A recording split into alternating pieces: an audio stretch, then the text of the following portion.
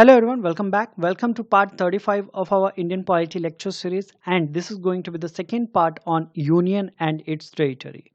So these are the topics which we are going to discuss in this video.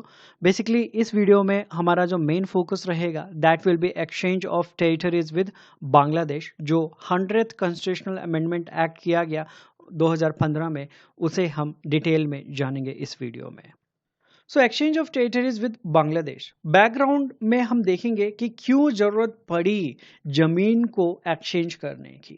हमें पता है कि India and Bangladesh के बीच में 4096.7 किलोमीटर लॉन्ग बाउंड्री है, और ये बाउंड्री जो है ये किसके द्वारा ड्रॉ की गई थी? रेड क्लिफ के द्वारा। I hope that you remember this person. जब पार्टीशन हुआ था और इंडिया और पाकिस्तान दो नए देश जब बने थे, तो बाउंड्री किसके द्वारा ड्रॉ की गई थी? रेड क्लिफ के द्वारा। और आज के टाइम का जो बांग्लादेश है वो पहले क्या था? ईस्ट पाकिस्तान। तो रेड क्लिफ के द्वारा ही वो बाउंड्री जो है वो ड्रॉ की गई थी।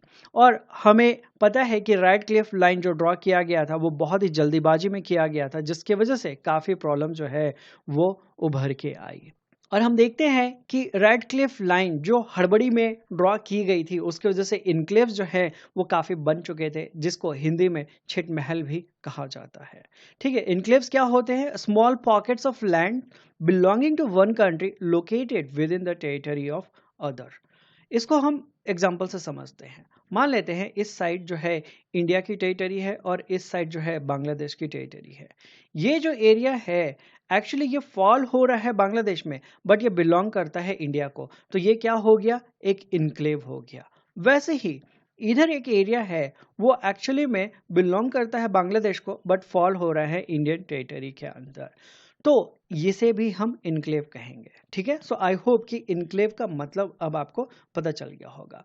तो यहाँ पे जो लोग रहेंगे, क्या वो इंडियन सिटीजन कहलाएंगे या बांग्लादेशी सिटीजन कहलाएंगे? तो इन सब चीज़ों के रिस्पेक्ट में लोग जो थे वो काफ़ी प्रॉब्लम फेस कर रहे थे, and they were isolated without having any access regarding government services. ठीक है, वो कंसिडर किए जाएंगे बांग्लादेश के, बट क्या वो एक्सेस कर सकते हैं चीज़ों को? क्या उनको वो फैसिलिटीज़ मिल सकती है जो बांग्लादेश में उनको मिलना चाहिए था? तो ये सारे प्रॉब्लम्स जो हैं वो फेस किए जा रहे थे उन लोगों के द्वारा जो उन इनक्लेव्स में रह रहे थे। ओके, सो देख सकते हैं आप कि ये एरिया किसका है? इंडिया का। और ये छोटा सा जो यूनिट है ये बांग्लादेश का है, तो ये क्या हो गया? एक इनक्लेव हो गया। एंड उसी तरीके से ये एरिया है बांग्लादेश का, बट ये छोटा जो स्मॉल लैंड एरिया है ये इंडिया को बिलोंग करता है, तो अगेन ये क्या हो गया? इनक्लेव। तो ऐसे जो लैंड एरियाज थे उन्हें ही इनक्लेव कहा जाता था। ठीक है, सो यहाँ पे जो लोग रहते थे वो आसपास में जा सकते थे, शॉपिंग कर सकते थे, मार्केटिंग कर सकते थे, बट कोई भी गवर्नमेंट सर्विसेज जो है उसका बेनिफिट वो ले नहीं सकते थे। ठीक है, क्योंकि वो इंडियन सिटीजन जो हैं वो कहलाएंगे। तो इंडियन सिटीजन जो है वो बांग्लादेश की गवर्नमेंट से कैसे सर्विसेज जो है वो ले सकता था?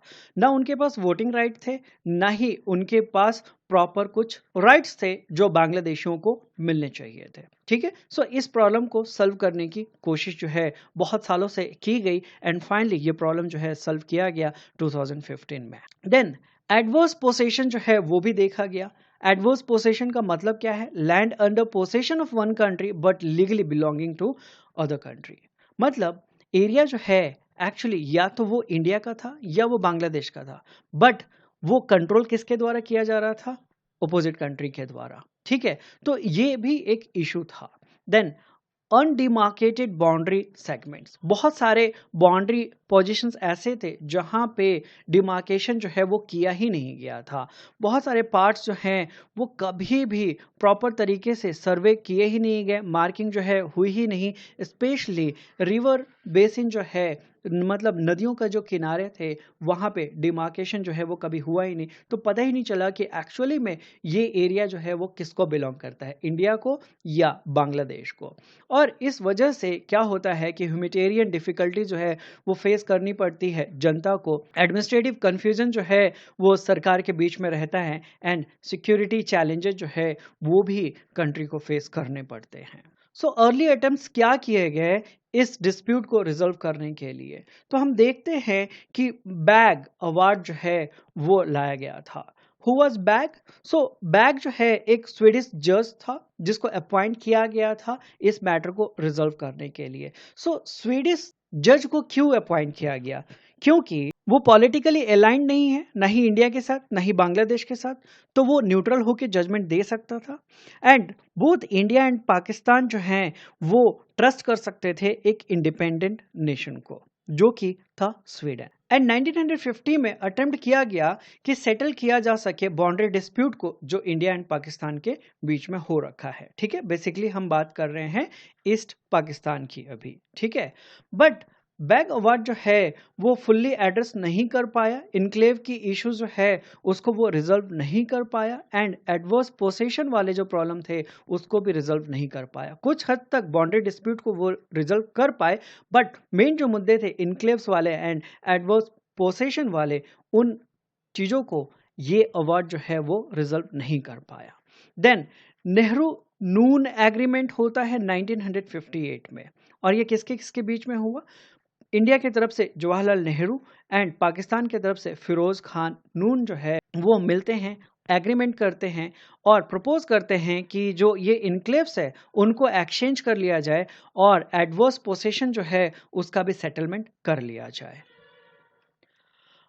बट इंडिया जो है इस एग्रीमेंट को इम्प्लीमेंट नहीं कर पाई। क्यों नहीं कर पाई अभी हम उसको समझेंगे।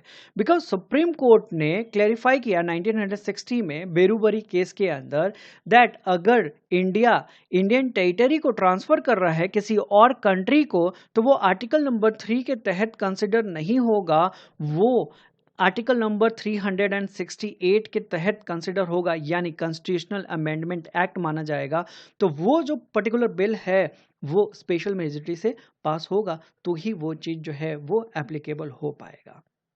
ठीक है, और इस तरीके से हम क्या देखते हैं कि सुप्रीम कोर्ट के द्वारा कह दिया गया कि कॉन्स्टिट्यूशनल अमेंडमेंट एक्ट जो है वो किया जाना चाहिए अगर आप इंडियन टेरिटरी को ट्रांसफ़र करना चाहते हैं किसी और कंट्री को, जिसकी वजह से कॉन्स्टिट्यूशनली ये इम्पॉसिबल हो गया कि 1958 में जो एग्रीमेंट हुआ था उसको इम्प्लीमेंट किया जा सके। देन सुप्रीम कोर्ट का क्या ओपिनियन था जब प्रेसिडेंशियल रेफरेंस दिया गया और सुप्रीम कोर्ट से पूछा गया कि क्या पार्लियामेंट ट्रांसफ़र कर सकती है टेरिटरी को अंडर आर्टिकल 3?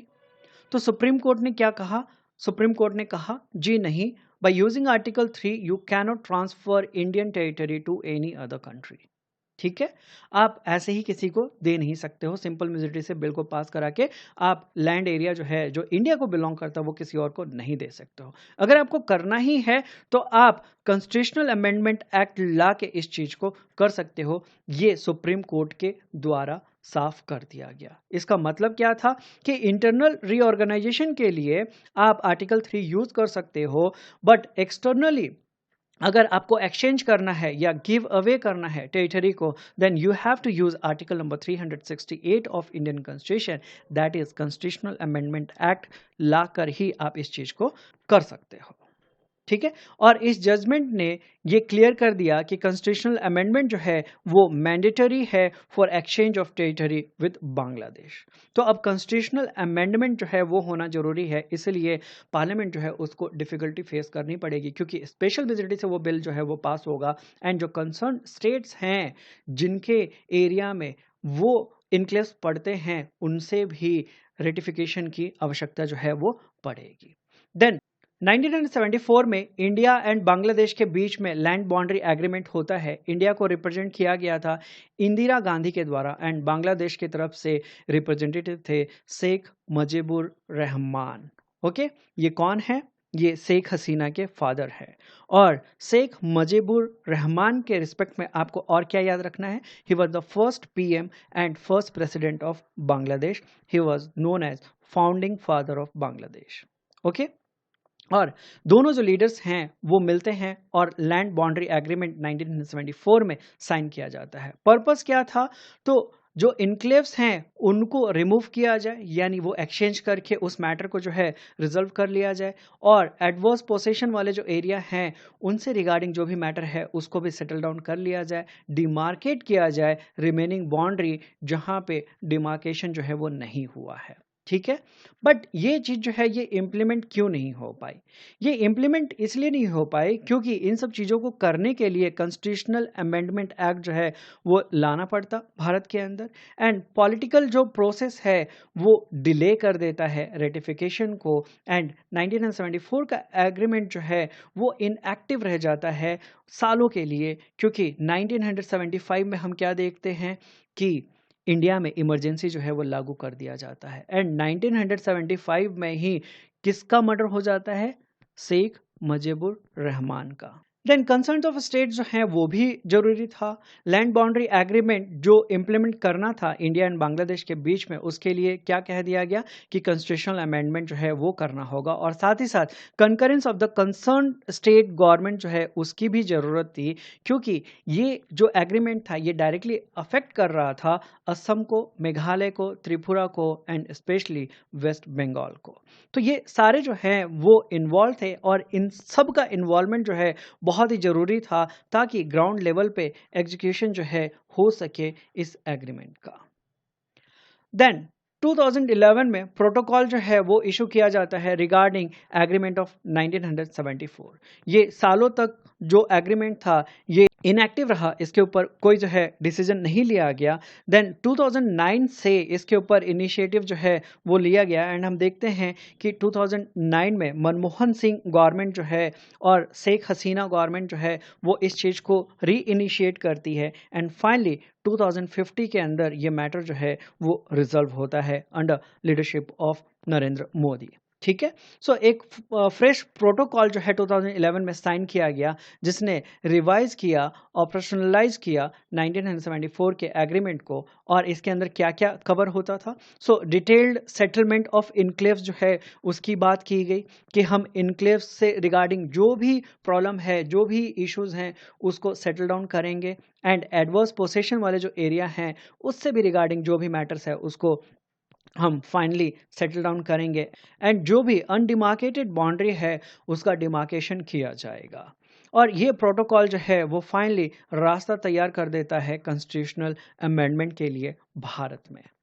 सो then 100th constitutional amendment act जो है वो लाया जाता है 2015 में, और हम देखते हैं कि 100th अमेंडमेंट के द्वारा 1974 का जो एग्रीमेंट है एंड जो प्रोटोकॉल 2011 में लाया गया था उन दोनों को इम्प्लीमेंट कर दिया जाता है, और कॉन्स्टिट्यूशनल अमेंडमेंट एक्ट लाकर हम देखते हैं कि जो इनक्लेव्स है उनको एक्सचेंज किया जाता है।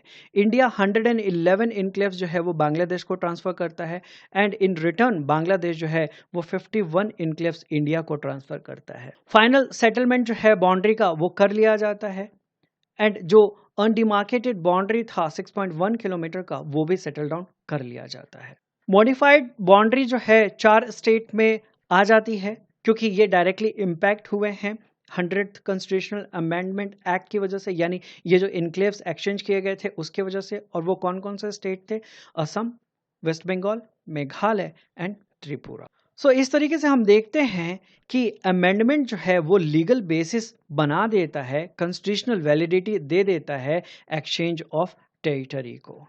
सो इम्पॉर्टेंट कॉन्स्टिट्यूशनल प्रिंसिपल्स क्या रीइंफोर्स हुए? तो हमने देखा कि इंटरनल टेरिटरी अगर चेंज करनी है तो आर्टिकल 3 जो है वो यूज़ होगा, बट अगर टेरिटरी को एक्सचेंज करना है तो फिर आर्टिकल नंबर 368 यूज़ होगा, एंड कॉन्स्टिट्यूशनल अमेंडमेंट एक्ट जो है वो कंसिडर किया जाएगा। Because exchanging territory with a foreign country is equal to altering India's international boundary.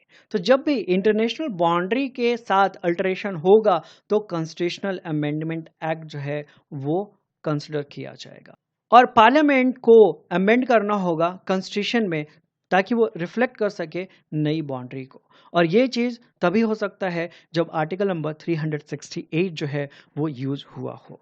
Article number 368 जो है वो अलाउ करता है ऐसे चेंजेस को लाने के लिए। सो अब कुछ क्वेश्चन देख लेते हैं। पहला क्वेश्चन कह रहा है that in the Berubari case of 1960 the supreme court held that option A parliament can cede the territory under article 3।